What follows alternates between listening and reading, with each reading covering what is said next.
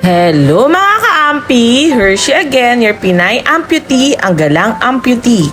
And for today's video, ipapakita ko sa inyo yung one part ng aking tour sa Japan noong 2020. Ito nga pala ay sa Naba na no Sato.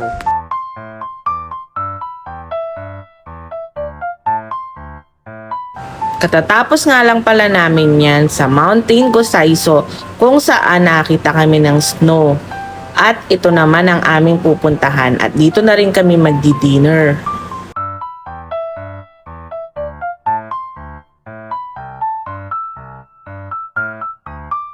Bali 2 hours travel din yan from Osaka. Marami rin kaming mga kasamang lokal dyan o yung mga Japanese.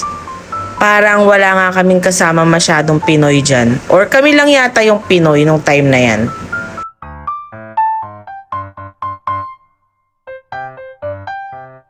Sobrang luwang nga ng park na yan or ng garden na yan.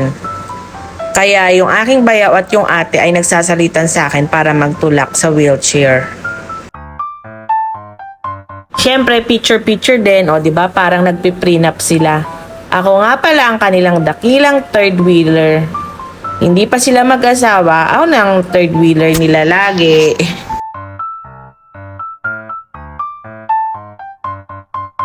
Sobrang lamig dyan, kita nyo at balot na balot kami. Hindi kaya nung normal na damit lang natin dito sa Pilipinas.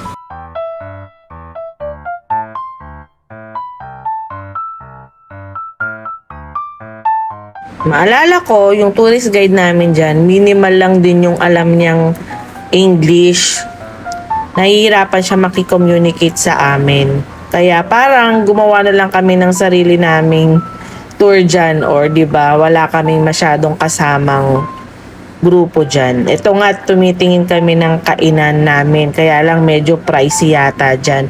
Nagko-compute pa kami kung magkano. O 'di ba? Anyway, ang closing time din naman yan is magkikita-kita rin kami doon sa bus kung saan kami sasakay para makauwi ng Osaka. Kaya hindi rin naman kami sumama sa grupo masyado. Parang nag-iba kami ng way pero pagka closing time magkikita-kita kami doon sa bus station para hindi naman kami maiwan. January nga pala yan, kaya parang winter pa rin doon. So may kita nyo doon sa gilid-gilid, may mga nakatanim pa for summer. Pero meron din naman dyan parang indoor na garden. Tas makakita ka doon ng mga halaman na hindi talaga tumutubo sa Japan. Pero talagang pinatubo nila doon sa indoor. Wala yata akong video masyado doon sa indoor. Pero meron picture. So, sa Pinay Amputee Hershey Facebook, puntahan nyo na lang doon. So, yun lang guys. Thank you for watching. Sa susunod ulit.